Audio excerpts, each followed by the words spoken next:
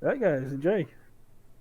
Hello, I'm Super Kango, the red player for Keyforge Granada. We are a small team, but I think very nice team, friendly we are. And from Spain, we have played, I think, 3 or 4 KOTE. We are very grateful of the position we had. The other one, we are aspiring for have nice position this tournament. So we are very grateful and very happy to be here. My deck, the name is Benedict Tushars as Urok Tech Bunch. I don't know how it's said. I don't know where my leader have take this deck. He always say, what type of deck do you like? We say, we like control deck or more creature deck. We like a list of what deck we have. Maybe it's because I'm perfect one to tokens in English, but I don't like to say to smite you or I'm going to beat you.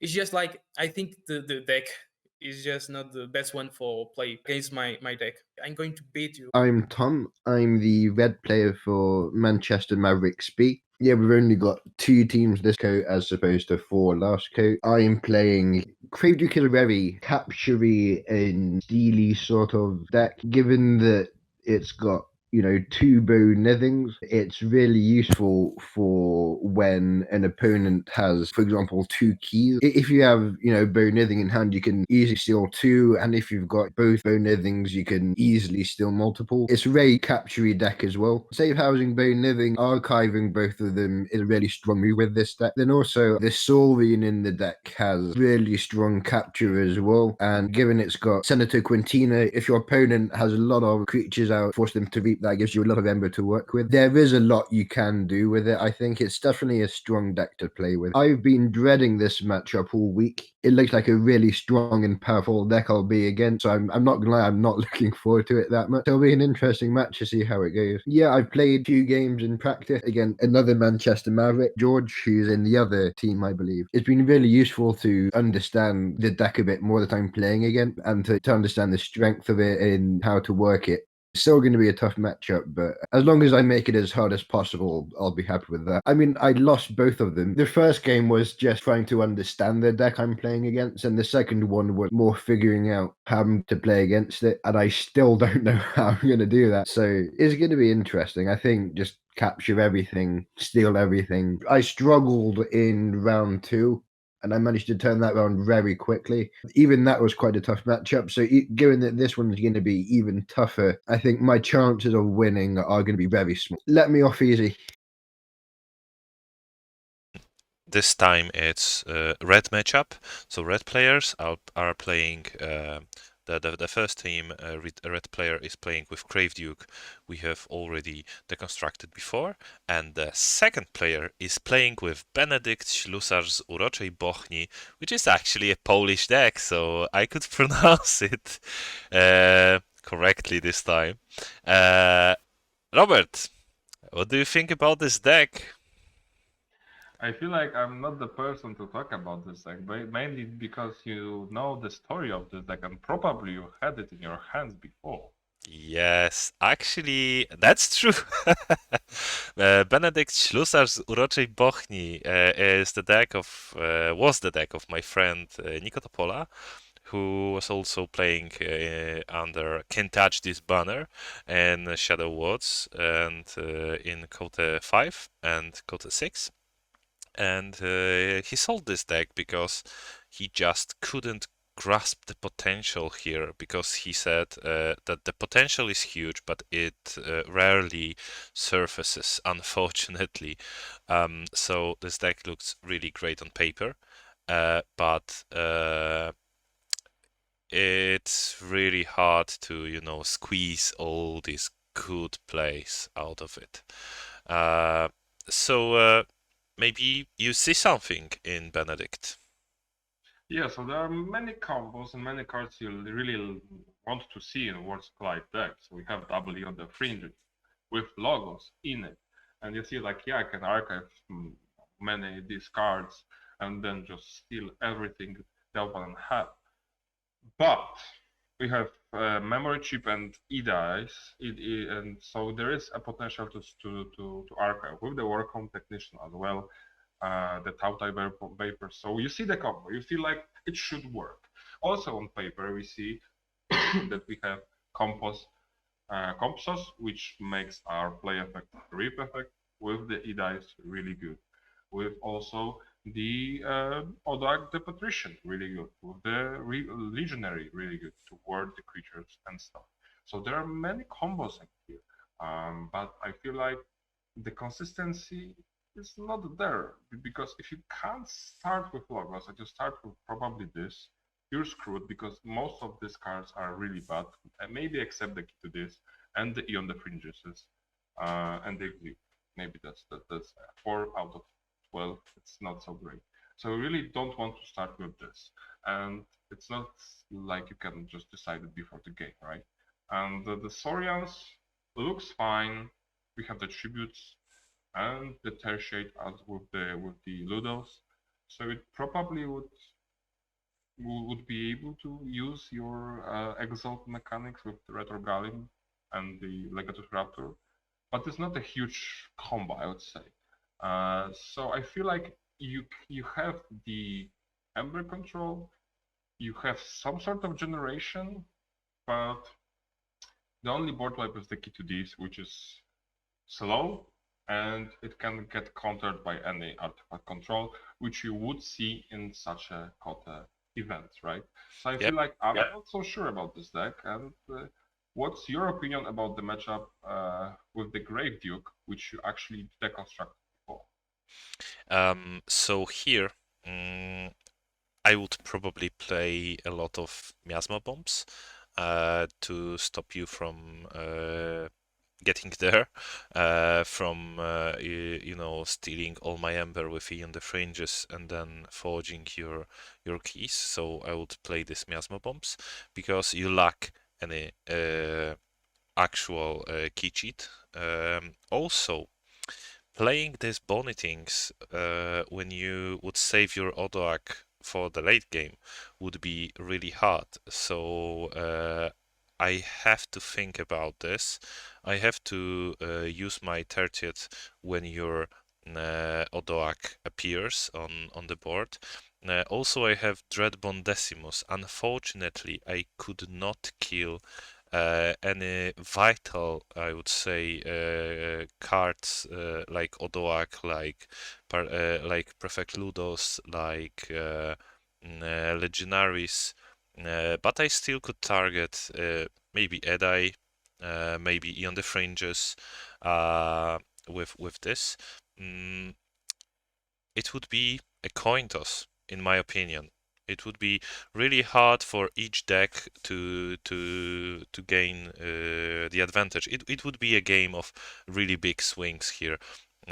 You would steal my Ember, I would capture it back, then I would destroy my creatures with Prefectus Ludo on board, or with Curiasaurus, so I would give you back your Ember, and so on and so forth. So it would be a really hard matchup for each deck. Yeah, I feel like there are many things that we can complement each other in matchup because you see the Miasma Bombs, I see the remote accesses working beautifully, 2 of them. You don't have the Umber or the artifact control, I have the key to this for later, right? Stuff. But even though I see those counters, I still feel like if I drew this at the first hands, I am lost. I don't know what to do with them because if I don't have Eon the Fringes load up some of this at the end, will I get there? I don't think so because your Bono things will still really, really hard, and I need to have the Odoak prepared for the late game, and it's not gonna happen every time. So I feel like the coin toss is definitely here the result for me as well. Yeah, so 50-50. Okay, so thank you very much. See you on the next one. See ya. So, they reckon it's going to be a 50-50. They can't decide who's going to win. What are your Exactly. thoughts so far? Well, I'm not going to give my thoughts because I know. Okay, so let's just the game's not going. The first top side is Superkangas and Mulligan from Keyforge Granada. Bottom side is now Mulligan from Tom the Giant. Let's see. Ooh, it's not. They're not great hands. Yeah, either side did not get the best of hands here. Who will win the game? Keyforge Granada. Just to be clear, if you know the game, you're not supposed to vote. Just put it out there, guys. So we don't see a actually know wild, who we won, see I'm a just- wild home technician. Where it was one kind of piece, and then we see a Senator Quintina come down with a capture icon, and Senator Quintina has the effect that each creature gains Reap Exalt this creature. It's a very good creature to have down, especially when you've got the ability to move Amber or Circusaurus. And we see Super Kango drop this Ludo, and we see the Curse Harspects. Curse Harspects is a card that you don't quite see as often as you probably should, which turns every creature's play ability into a Reap ability. So this Legionary that was down, if it had the ability to Reap, it would then be able to ward a creature again, which is actually insane. And we see that Tom the Giant's got a beautiful Rad Penny with 2 capture icons. It can prevent the steal in low amber situations, but in high amber situations, it's a beautiful card to have. And this is probably why he's not played it yet, because he hasn't quite got enough Amber on Super Kango yet to But make sense that of amber it. is going to go up because we see an EE on the board, and we see a discard of a Lesser Oxalate, which was purged to steal 1. And then, boom, Seeking Needle with the damage icon immediately deals with EE. 2 million Red Penny comes down to capture 2. He played it. Zero Oh, Amber and each side. There's Circusaurus. Circusaurus is one of my favourite cards from Mass Mutation. It basically means each creature gains destroyed, move 1 amber from this creature to your opponent's creature with the highest power. So it means that amber bounces around the board. Titan Guardian Edai archiving up the disc, set up a huge disc turn, and Super Kango's board is quickly getting out of control. But let's be clear, the Tom the Giant's board is not exactly far behind. He's got the artifacts in play. He's not got a bad board in itself. There may not be. Both strong, players have but dropped Ludo. We see a Rialto Gleam. We see an Odak. Uses memory chip to archive. This Edai is going to keep getting stronger and stronger. So Key's now costing 10. And here we see Edai with the Reap, and thanks to Horspex, is able to archive a card from the hand as well. That is a very powerful combination. Hospice comes down, World War Competition archives Key to Disc, which means the board wipes ready. And this archive just keeps getting a lot stronger. 6 cards now, increasing Tom the Giant's key cost to 12. Look at that. Those Saurons on the top now that come through as well. Gets rid of Titan Guardian, allows the extra draw. We see another Tertiate, the Legionary. That's a huge hand. And we are on turn 6, and Super Kango is almost at the bottom of their deck.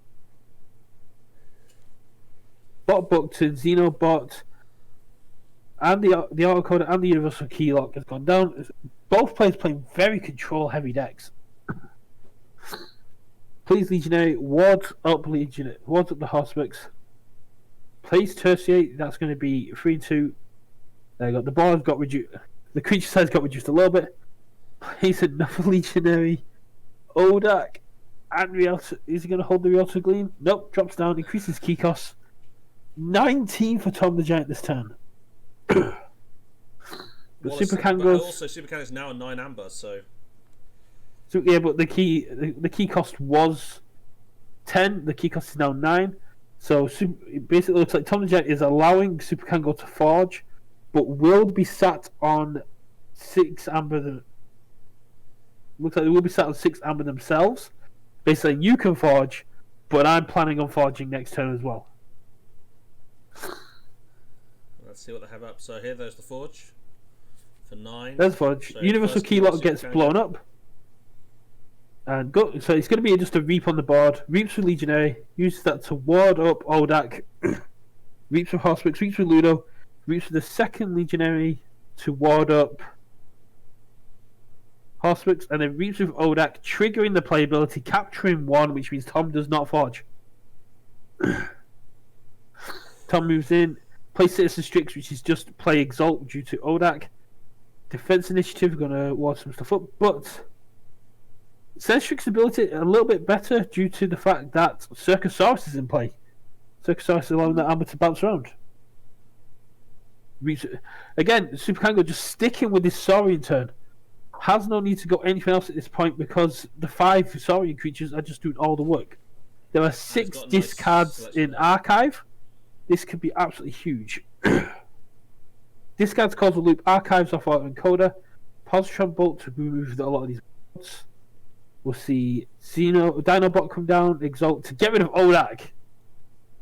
beautiful. But Ludo does get rid of the amber that was on Ludak. Fights with Xenobot to pop a note on the Legionary that wasn't warded, and here gets to 6. Tom's gonna forge, and now the EE's gonna drop, and all that amber that Tom saved up is just gonna disappear. Good pun. Eater Demon gets purged. Draining Touch gets purged. Misery Exploiter gets purged. Spider gets purged. Evil Eye may get purged. Lilithful might be one you play, or you might just get rid of it all to steal the amber. There goes Lilithful. And then, boop, Evil Eye as well. And look at that swing. Oh, Evil Eye was played, not purged, just to be clear, but yeah. No, it was discarded. Evil Eye was discarded and purged. If it hadn't been purged, it would have been on top of the discard pile. It was. But anyway, let's carry on. Okay. But plays Mug, gets the ammo back. Tom desperately trying to get up 6. Bow Niffing, excellently done here. Second Bow Niffing coming down, and there's a Miasma Bomb for Tom to stop the Forge from Kango. Uses Safe House to archive a Bow Niffing. Skippy Time Hog, if that had come so much sooner, that would have been beautiful. Universal Keylock comes back down. Hologram Full gets research is going to come down still 2. Cut for Research steals 2, getting to 10. If it had been at 8, if it would have been at 8, Universal Keylock would have delayed so much longer. Tom gets the Forge, go to the blue key, adds Archives back, is able to reap, drop. Needs to get the Cutfoot Research off the Fidget. Gets the Calligraphy Ideal. Rad Penny's going to get it down to 6, and that is it.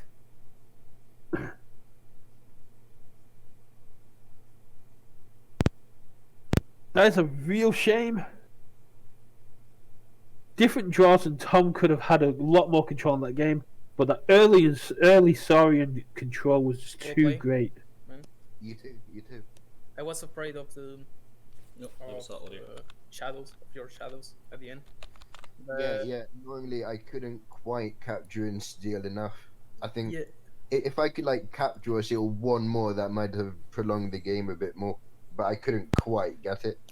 I calculate the amber that you could have with the Bad Penny and the Know Nothing, and it was exactly to have 6.